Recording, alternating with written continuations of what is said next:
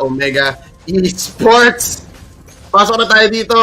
Binabandihan lang ni Mangilog. Mananakaw ba? Hindi. Secured pa rin dito ni Ryzen. That Lancelot. We'll start calling him Sumagi. Yeah. At party lang. Trinay bilisan ng RC Philippines pero may sagot ang Omega. Good defense there by Omega eSports. So, dahan-dahan lang ang laro makita natin. They're gonna be farming up. Pero Light and Aqua, ginagawa lahat nila kayang gawin para mahinto dito si Ryzen or at least magbigay ng info kung saan ang Lancelot. Oh, Aqua, binibigyan ng konti dito si Eto Max. Oh, uwi muna. So, medyo maganda ang palitan dito, RG Philippines. Nanalo sila sa exchange doon. Ngayon, si Kenji Villa, siya pala ang gagamit ng Ruby. So, Ruby facing off against the Uranus. Okay pa, kilala ni Villa itong hero na to. Specialty niya yata to. Familiar na siya dyan. So, for Kenji there, he really just needs to time it really well, hold down the XP lane really well. Renjo, papahirapan niya dito si Kenji. But at some point, RSG Philippines will have to help Kenji out, force out Renjo. Or kung hindi dun sila magagank, they're gonna be focusing on outplay dun the Brody. Kailangan mo din pahirapan ng Brody na yan and not give it an easy time with the farming. Aqua, grabe yung Mangilog knocked up here by Katipon. Confirmed first blood drawn here. Napunta kay Aqua.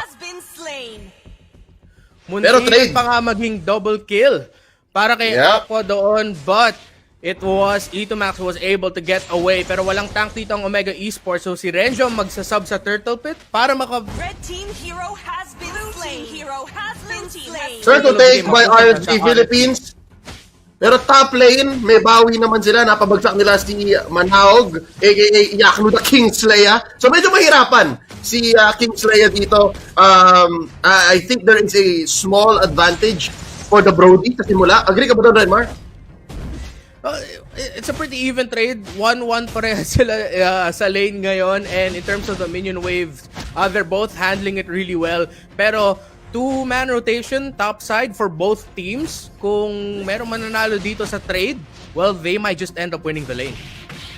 Oh, Katipon finds one, Way of the Dragon. Papabagsakin naman dito si Mincitar. Si Mangilog, mabubuhay pa. Agatin! Nabuhay pa si Mangilog! Hinahanap ni Light. Oh, nahanap din. Light finishes the job.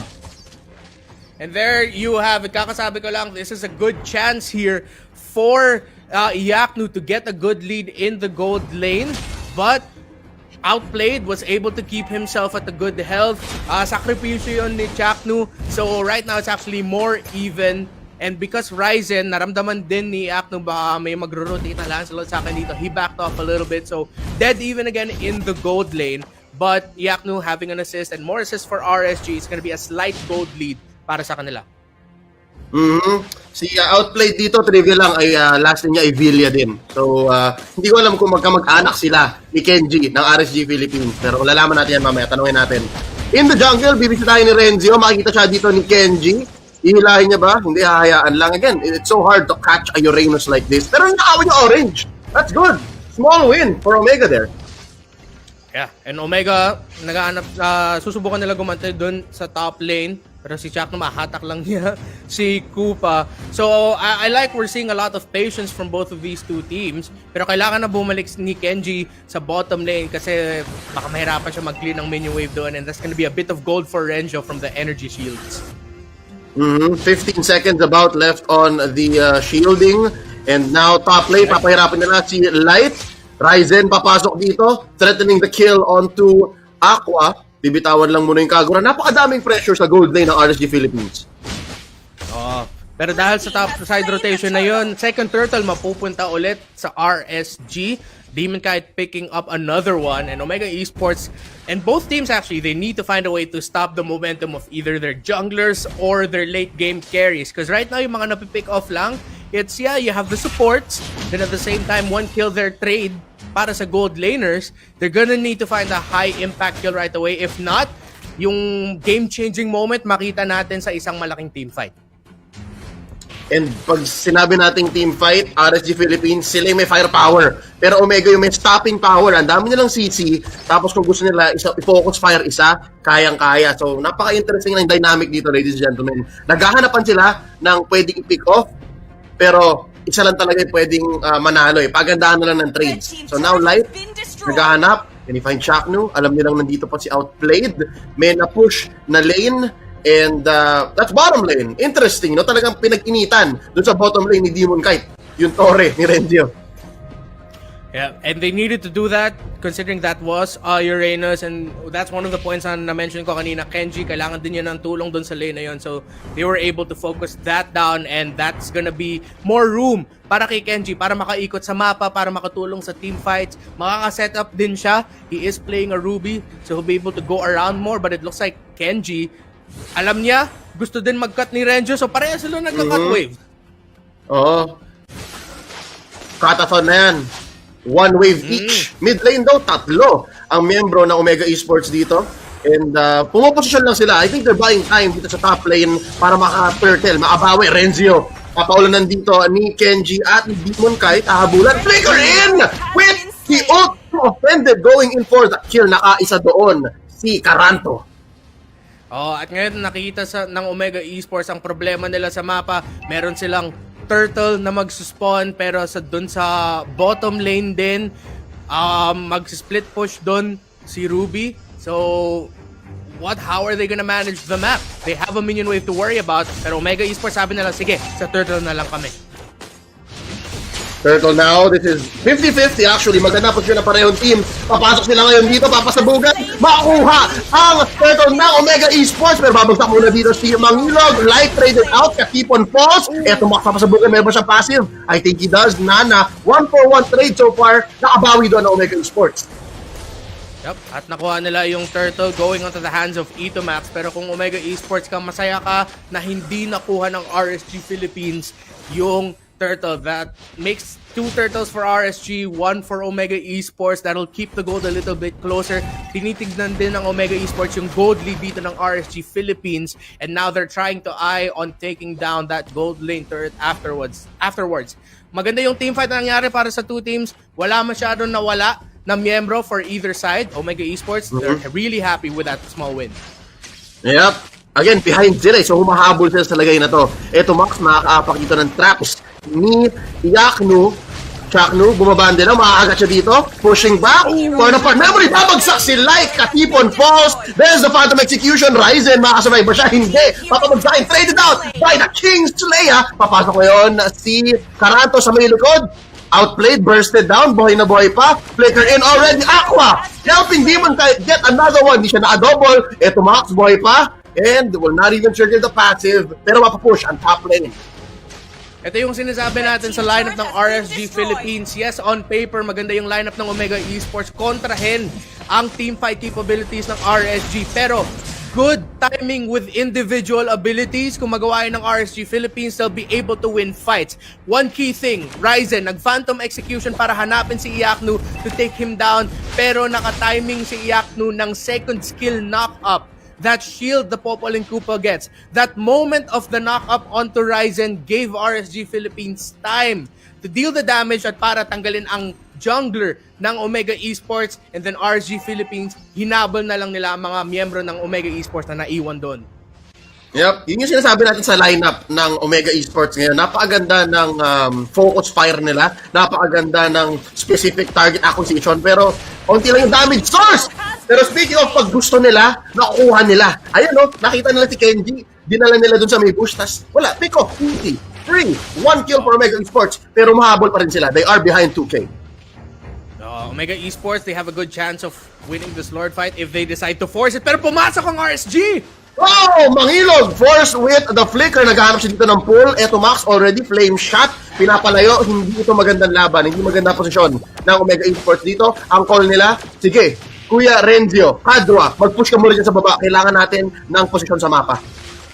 Magandang call yun galing kay Aqua at Iaknu. Great positioning by them. in that middle shrub kasi alam nila meron mga miyembro ng Omega Esports na dadaan doon sa maliit na eskinita na yan papuntang mid lane. They were able to burst down Chakno, and because of that, Omega Esports couldn't find good positioning. Pero Omega Esports, they're back to contest this Lord. Yep, 4 men here. Pero si Renzio, hindi niya kinaya. Kulang siya ng farm, kulang pa siya ng items. Demon Kite gets a free kill, and now a Lord at a third of its health. Walang contest mula sa Omega Esports. May enhance ang minions ng RSG Philippines, and slowly baka may mapush silang isang tier 2. Not the inhibitor. For sure, hindi naman babagsak ang inhibitor, pero tier 2 may babagsak yan. Ito ang problema ngayon para sa Omega Esports dahil hindi nga nila nahinto ang momentum ni Demon Kite. Sobrang sakit na ng damage niya, pero ang sakit na ng damage ni Ryzen! Naulit na naman! Naulit na naman yung pagpasok ni Ryzen at ang perfect na response mula sa RSG Philippines. Ang hirap maging Lancelot ngayon. Yaknu, great timing again, great sidestep, and great response by Aqua. RSG Philippines, minamata nila yung Torres sa top lane ng Omega Esports. Pero buang may laban ng Omega Esports. They want to do more than just defend. They want to pick off Light. Katipon caught in the orange buff nest, and there it is! Kill by Chakno. Mangilog, taken one. Di man lang pinatapos si outplayed ng torn apart memory. Bumagsak na ang bottom lane turret. Pinatid ni Demon Kite yung Lord sa bottom lane. Pero tinawa natin dito ngayon, yung wave ay sumabog na. Lord gonna fall in the inhibitor turret down bottom lane. May pangalawang babagsak na turret na mid. Pero itong umahabol pa. Omega Esports, they want more. Hindi pa ready ang kanilang engagement kit. Okay pa. I think Omega Esports, not to pick a fight right now. 5K ahead ang RSG. Sobrang laki ng lead ngayon ng RSG Philippines and Omega Esports. Kahit ang RSG mag-initiate ng mga team fights, Omega Esports will have a hard time countering. Chakno will need to get key pick-offs there with the Spear of Glory. Mahinto mo lang yung momentum ng RSG Philippines or in help Omega Esports initiate. Itomax din yung muli na Blitz ultimate niya. Kailangan niya matimingan na maayos at maganda din yung positioning to stun the members of RSG Philippines to give time for Ryzen and Outplayed to deal the damage. At this point in the game, si Renjo, magagawa lang niya talaga dito. Of course, as the Uranus, just try to split push and then at the same time, magiging sponge ka na lang para sa damage ng RSG. Yep. So, it's the first part, I think that's more correct, Renmar. Pero ang ganda na sinabi mo, sobrang agree ako na yung hila ni Chakno, yung hila ni Mangilog ang mas importante kasi in this 13-minute game, hindi pa tayo nakakita ni isa na malupit na King's Calling. Never pang na-trap yung RSG Philippines na ganun. So, that's one thing that Omega Esports has to do. Kung magawa nila siguro yun, mas liliit tong gold lead. 5K gold lead, RSG Philippines, sobrang taas pa in terms of the items. On the way to the Antique Raspa, dito si Renjo. Highest gold in the team for Mega Esports, Outplayed. Meron na siyang Malefic Roar along with the Blade of Despair and the Blade of the Heptasy. So, masakit naman talaga ngayon ang damage ng Brody. He just needs to hit that level 15 kasi ang dami na ding armor sa RSG. Oh! I'm offended! Sinulan dito si Mangilog! The Mamba falls! Pinamagsak ni Aqua. So, easy pick off there. They'll convert straight into a Luminous Lord. Pero ito, nag-iisip yata sila. Wala pa yata sa mapa. Cannot.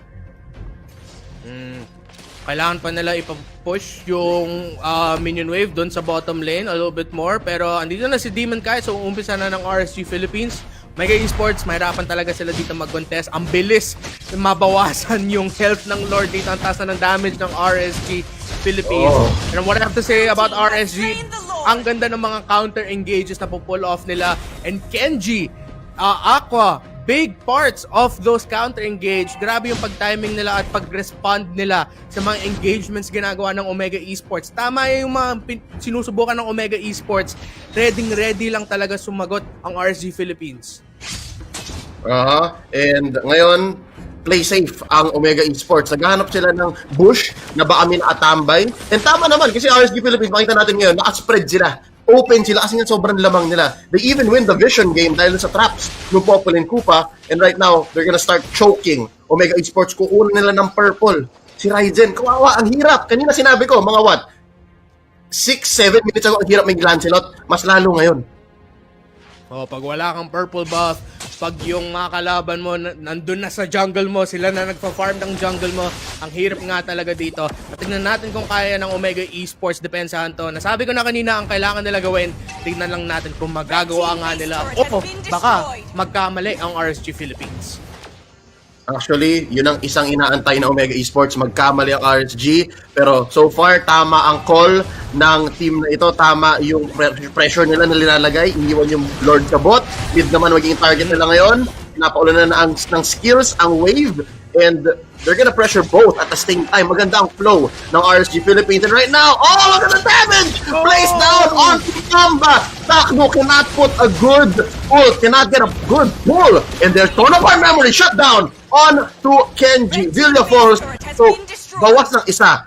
For the first time in a while, nakala mga Omega Esports, pero naubusan sila ng Torres sa top lane. Was that worth it? The Ruby for the inhibitor up top. Oo, inhibitor yun na wala doon sa Omega Esports.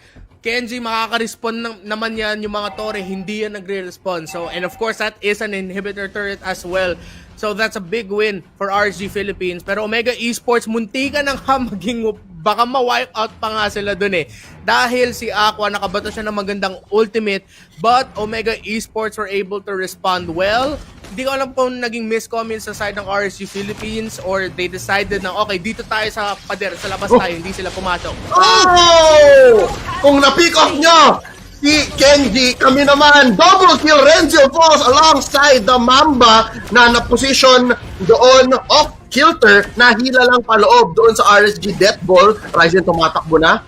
Outplayed ginamit yung second skill ng Brody para maka-dash through doon sa may purple buff.